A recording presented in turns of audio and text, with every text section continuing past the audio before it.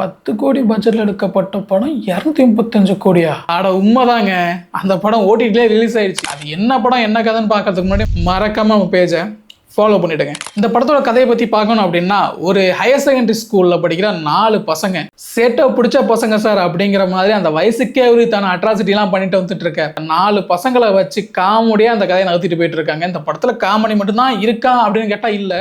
அங்கங்கே அந்த ஸ்கூலில் நடக்கிற ட்ரக்ஸ் சம்பந்தமான விஷயங்களை பற்றி பேசுகிறதா இருக்கட்டும், அப்பா அம்மா பிள்ளைங்க நடத்துகிற விதமாக இருக்கட்டும், முக்கியமாக டீச்சர்ஸ் எப்படி பசங்க நடத்தணும் அப்படிங்கிற விஷயங்கள்லாம் கருத்து ஊசிகள்லாம் இங்கே போட்டு நல்ல ஒரு பேக்கேஜாக எடுத்துகிட்டு போயிருக்காங்கன்னு சொல்லலாம். இந்த கருத்து ஊசி போடுற இடத்துலலாம் யார் வரா அப்படின்னா, டேரக்டர் அல்போன்ஸ் புத்திரன் இருக்கார்ல, அதாங்க பிரேமம் படத்தோட டேரக்டர்.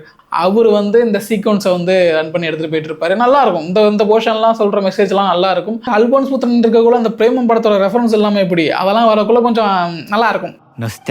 முதல்ல இது என்ன படம்னு சொல்லுடா அப்படின்னு நீங்க கேட்கறது புரியுது. மலையாளத்தில் ரிலீஸ் ஆன வாழை படம் பார்த்துருப்பீங்களா, அதோட செகண்ட் பார்ட் தான் இது, வாழா 2. ஜியோ ஹாட்ஸ்டார்ல தமிழ் டப்புலே அவைலபிளா இருக்கு. முதல் பார்ட் பார்க்கல அப்படின்னா பாருங்க.